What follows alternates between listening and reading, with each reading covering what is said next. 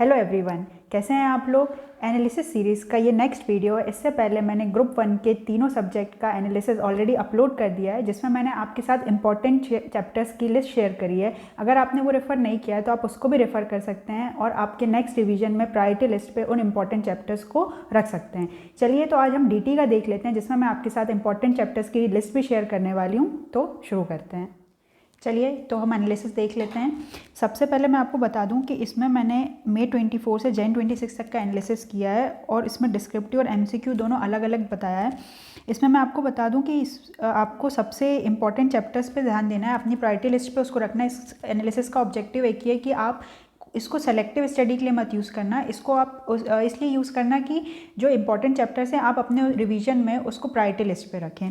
ठीक है, तो इसमें सबसे पहले मैं बता दूं कि आपका जो पीजीबीपी का चैप्टर है, इससे हमेशा एक 14 मार्क्स का कंपलसरी क्वेश्चन आता है। तो इसमें आप इसके सारे एडजस्टमेंट को अच्छे से प्रिपेयर कर लेना।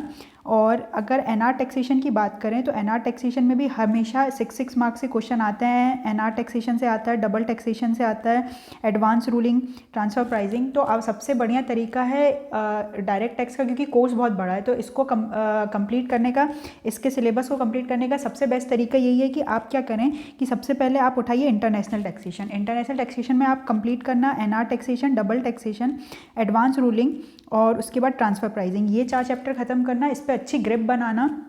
उसके बाद आप स्टार्ट कर देना यहाँ पर PGBP, capital gain, other sources. ये कंप्लीट करने के बाद आप इसके बाद टीडीएस टीसीएस देख लेना। अपना ये जो डिडक्शन, कलेक्शन और रिकवरी वाला चैप्टर है ये कंप्लीट कर लेना, क्योंकि इससे हमेशा एक 8 मार्क्स का क्वेश्चन आता है। आप ये देखिए, हमेशा 8 मार्क्स का क्वेश्चन। और अब एमसीक्यू भी इससे बढ़ा दिया है, एमसीक्यू का क्वेश्चन भी पूछना इससे इंक्रीज़ हो गया है। तो आपको ये करना ही करना है, क्योंकि ये देखिए 8 मार्क्स के क्वेश्चन के बाद एक 4 मार्क्स का एमसीक्यू, पिछली बार 12 मार्क्स का, इससे केस लॉ के भी क्वेश्चंस आते हैं। तो इस पे ध्यान रखना।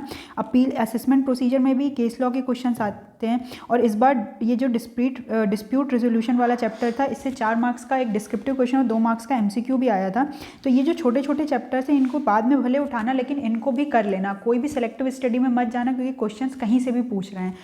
तो जो इंपॉर्टेंट चैप्टर्स है उसको 100% करना और बाकी चैप्टर्स को भी करना, उसको बाद में करना, लेकिन उसको कंप्लीट ज़रूर कर लेना।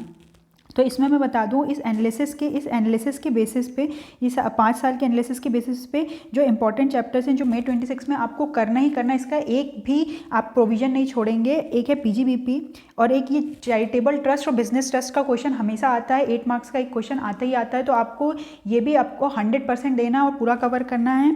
ये जो अपना ये chapter assessment of trust institutions, political parties और स्पेशल एंटिटीज़ वाला, फिर आपका ये टीडीएस टीसीएस वाला चैप्टर हो गया।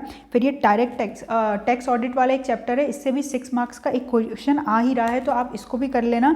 इसके बाद जो मैंने आपको बताया था इंटरनेशनल टैक्सेशन में एक नेशनल नॉन रेसिडेंशियल टैक्सेशन, एक डबल टैक्सेशन रिलीफ और एडवांस रूलिंग और ट्रांसफ़र प्राइसिंग, ये सारे चैप्टर्स को आपको बहुत अच्छे से करना है। इस पर फोकस करना है आपको, क्योंकि इसमें क्या है ना कि बहुत बड़ा सिलेबस है और इसमें कहीं से भी क्वेश्चन पूछ सकते हैं। सिलेबस कंप्लीट करने के चक्कर में ये मत करना कि आप इंपॉर्टेंट चैप्टर्स छोड़ दो या उस पर थोड़ा कम फोकस करो। आपको हर चीज़ पर फोकस करना है।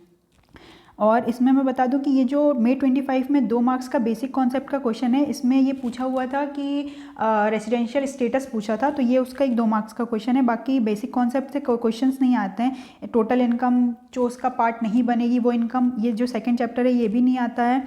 और इसके बाद मैं आपको बता दूं कि ये जो आपके ये बीपीएस वाला चैप्टर है, टैक्स ट्रीटीज़ वाला चैप्टर है, इसमें भी 3-3 मार्क्स का क्वेश्चन आते हैं। ये जो क्वेश्चन 6 में पार्ट रहता है, तो ये दोनों ये भी आप कर लेना।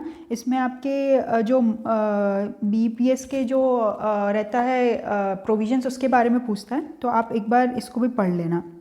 अब यही आपका इसका पूरा कंक्लूजन यही था कि आपको इंपॉर्टेंट चैप्टर्स पे फोकस करना। और आप अपना जब भी रिवीजन स्टार्ट करें तो एक बार आईसीआई का ट्रेंड देख लें, किस चैप्टर से कितने मार्क्स का एमसीक्यू या डिस्क्रिप्टिव पूछता है। तो आप इसको एक बार रेफर कर लेना। ये मैं अपने टेलीग्राम चैनल पे शेयर करने वाली हूँ, तो आप इसको वहाँ से डाउनलोड कर सकते हैं। आपने अभी तक सब्सक्राइब नहीं किया है तो आप टेलीग्राम चैनल भी सब्सक्राइब कर सकते हैं और प्रीवियस एनालिसिस वीडियो भी रेफर कर सकते हैं। उसके भी PDF आपको टेलीग्राम चैनल पर मिल जाएंगे।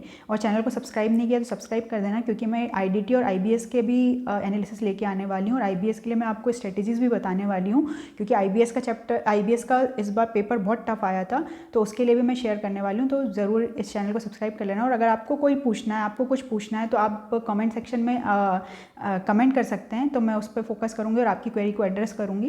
अभी के लिए बाय बाय, मिलते हैं जल्दी।